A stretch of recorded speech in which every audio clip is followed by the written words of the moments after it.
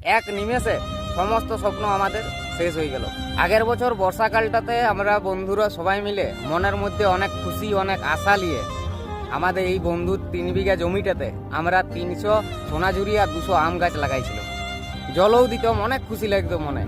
কিন্তু এই বছর গ্রীষ্মকাল পড়ার আগেই, গ্রীষ্মকাল পড়তে পড়তেই এক নিমেষে এক মুহূর্তে সমস্ত কিছু স্বপ্ন সমস্ত কিছু আশা সব শেষ হয়ে গেল। সব পুড়ে ছাই হয়ে গেছে, কেউ আগুন লাগাই দিয়েছে। একটা গাছও আর বাঁচে নাই, সমস্ত গাছ। আম গাছগুলোতে বকুল পর্যন্ত এসেছিল। মানে কতটা ব্যথা লাগিয়েছে ভাবো। আমাদের যে বন্ধুটার জমি বটে এটা, তার তো ব্যথা লাগেইছে, আমাদেরও কতটা ব্যথা লাগিয়েছে সেটা ভাবো। আমরা কতটা আশা নিয়ে কতটা খুশির সাথে গাছগুলো লাগাইছিলাম, কতটা খুশির সাথে গাছগুলোকে দেখতে আসতাম যে কতটা বড় হয়েছে।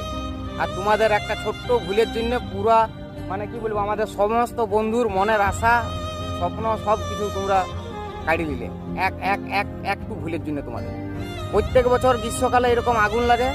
আমি দয়া করে রিকোয়েস্ট করছি তোমাদের কাছে, যারা এইরকম জায়গায় মদ টদ খাইতে এসো, বিড়ি টিড়ি খাও, সিগারেট টিগারেট খাও, সেগুলোকে নিমাই পরে ফেলবে, এরকম করে ফেলে দিও না। কারণ ওইটুকুর জন্য তোমাদের মনে কোনো ব্যথা নাই, কিন্তু আমাদের অনেক ব্যথা লাগিয়েছে। আমরা অনেক আশা রাখিয়েছিলাম মনে যে আম পাকা খাবো, কিন্তু তোমরা দেখো কিরকম করে দিলে। বহুত খারাপ লাগছে, বহুত খারাপ। তার জন্য ভিডিওটা করলাম। দয়া করে কেউ এরকম আর আগুন টাগুন লাগায় না প্লিজ।